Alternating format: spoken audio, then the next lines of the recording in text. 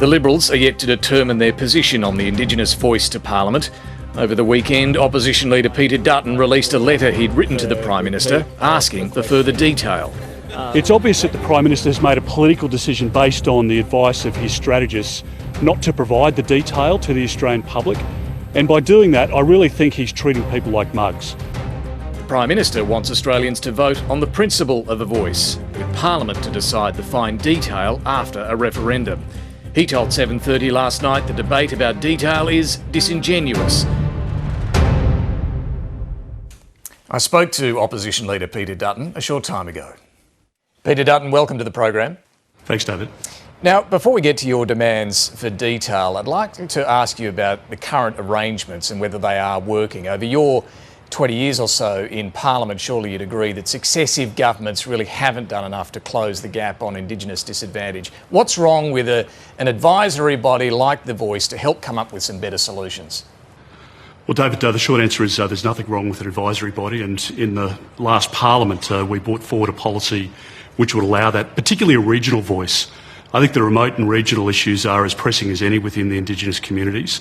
Lots of problems within capital cities as well, but the focus on how we can improve the outcomes to narrow the gap and see better outcomes for Indigenous Australians, in particular women and children, is absolutely paramount. So I think the idea of feeding in the grassroots feedback and how that can influence policy is a very positive thing, and I support that because every Australian wants to see a better outcome for Indigenous Australians. I don't want to see a situation where the situation deteriorates over coming years because we've created a great big new bureaucracy.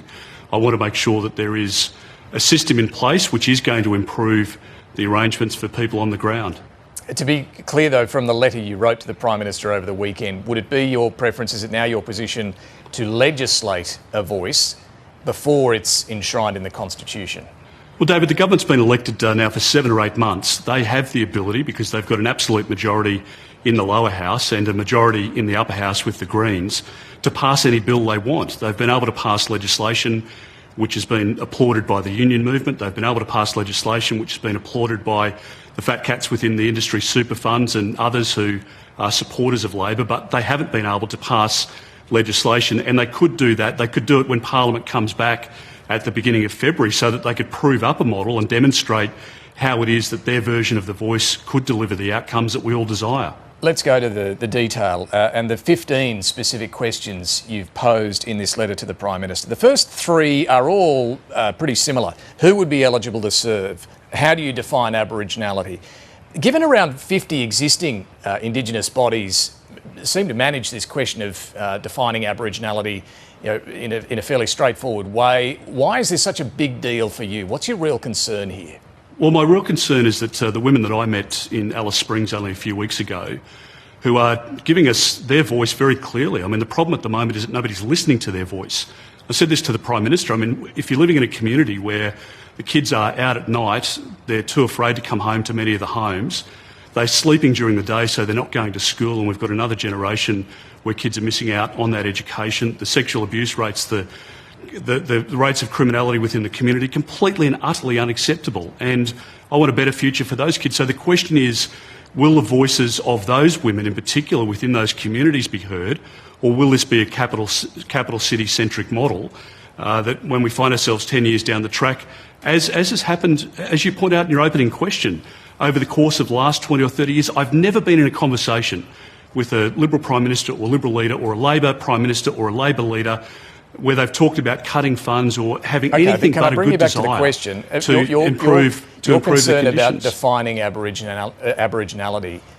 This seems to be a fairly straightforward thing. Governments have defined it, coalition Labor governments for years and years. It's pretty straightforward. Why are you worried about that? Well, it's an issue that's been raised in the committee process. There was a High Court case recently, as you know, in Love and Toms, where there was a broadening of the definition, and there's a lot of debate within the Indigenous community. You've seen some Indigenous leaders speak on this very issue over the course of the last 12 months, and I want to make sure that those voices who have the ability to make the changes and the practical outcomes and the improvements for kids and women and families on the ground. That's the voice that I want to hear. And most importantly, I want the government of the day, whether it's Liberal or Labor, to act on the voice to improve those outcomes. Another of your questions is whether the voice will be purely advisory or will have decision-making powers. Look, this proposal's always been for it to be an advisory body. The proposed question or wording in the Constitution the Prime Minister's put forward states it explicitly. The voice may make representations to Parliament and the executive government. It doesn't say anything about decision-making powers. Is this a bit of a straw man?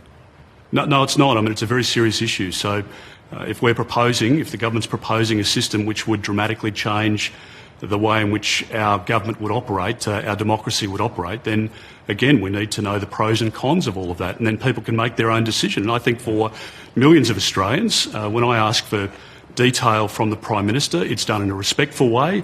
I think it's a reasonable question to put. It's a reasonable proposition that we're looking at. People just want the detail of how it would work. You understand this is an advisory body only? Well, David, that's not what the report provides. So, I mean, this is an interesting and a very important point as well. This is the Carmel Langton report. Now, the Prime Minister's referenced the report. It's almost 280 pages. The Prime Minister hasn't adopted the report. He makes continuing reference to it. It says it would be an advisory body. No, it doesn't actually. It goes beyond that. So it talks in there about providing. It may choose other matters to provide advice on if the High Court interprets that there is a broadening of the appeal. Because I don't accept this proposition that foreign affairs or defence or education policy or any other policy affects Indigenous Australians more or less than what it does Australians living across the country more generally. The fact is that, of course, defence policy affects Indigenous Australians in an equal way that it does somebody living in that regional town with them or elsewhere. Would make decisions on defence policy. This is about advice to Parliament and advice to the executive government, as the Prime Minister's proposed question says. Look, without the detail you're demanding, will you vote no? I'm waiting for the detail, and I've been respectful of the process, and I think, as I say, we're all genuinely wanting a better outcome for Indigenous Australians. And we've asked the Prime Minister to put forward that detail. I don't think it's unreasonable that he puts the detail forward. You can't say to the Australian public, well, you can't say to the Australian public, we'll vote on the Saturday and then we'll give you the detail on the Monday.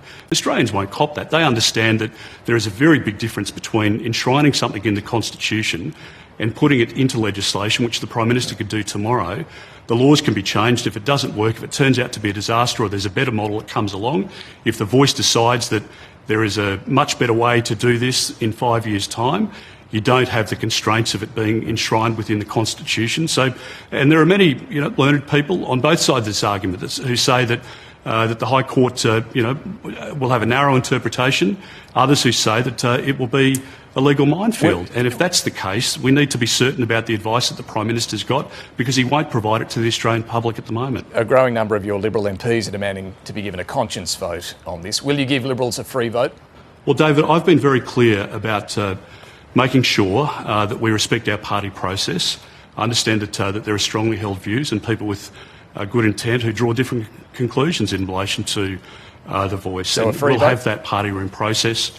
Well, I said I'm not going to circumvent or preempt what the decision of the party room would be.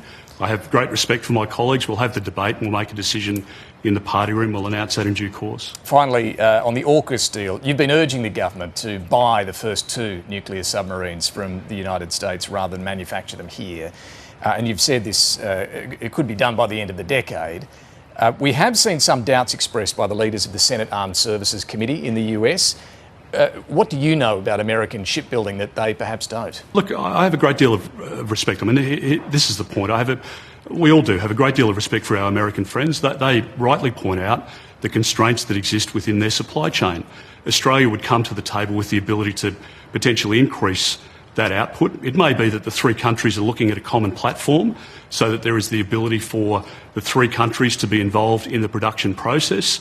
The propulsion system would still be a function obviously developed in the United States or by Rolls-Royce in the United Kingdom. There are different ways in which you can slice and dice this issue, but it comes down to the reality that Australia is a trusted and reliable partner with the United States and the United Kingdom, and I think the times ahead will demand that of us, and we're a very willing partner to provide that support to our allies and to our partners and friends in the region.